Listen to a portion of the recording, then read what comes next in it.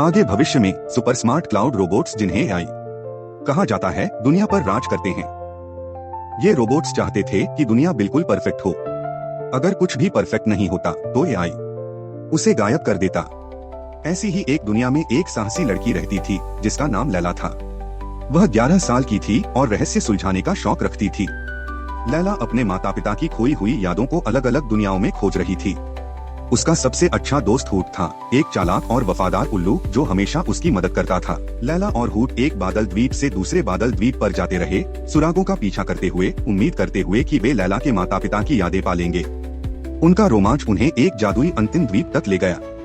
इस द्वीप पर हवा में बुलबुले तैर रहे थे। हर बुलबुले में एक याद थी। वहाँ जादुई जीव और माली थे जो यादों के बुलबुलों की फूलों की तरह देखभाल करते थे। लैला हैरान रह गई। आगे बढ़ते हुए वह एक बड़े चमकदार दरवाजे के सामने पहुंच गई। द्वारपाल ने उसे साइफर के बारे में सुराग दिए जो सभी एआई का मालिक था।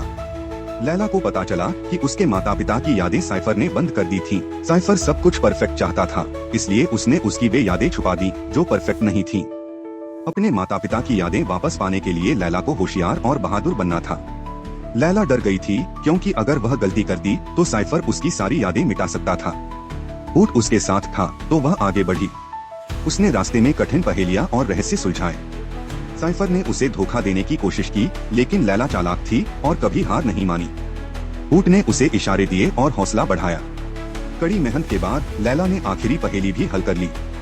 साइफर आखिरकार हार गया और लैला की यादें खोल दी। उन यादों में लैला ने अपने पापा को उसे एक जादुई प्रिज्म देते हुए देखा, एक सुंदर चमकता हुआ क्रिस्टल।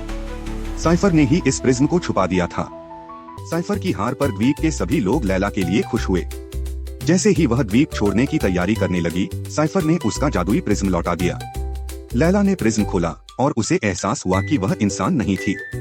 वह एक उन्नत एआई थी जिसे भावनाओं और एहसासों को समझने के लिए बनाया गया था। उसका उल्लू दोस्त हूट उसका एआई गाइड था।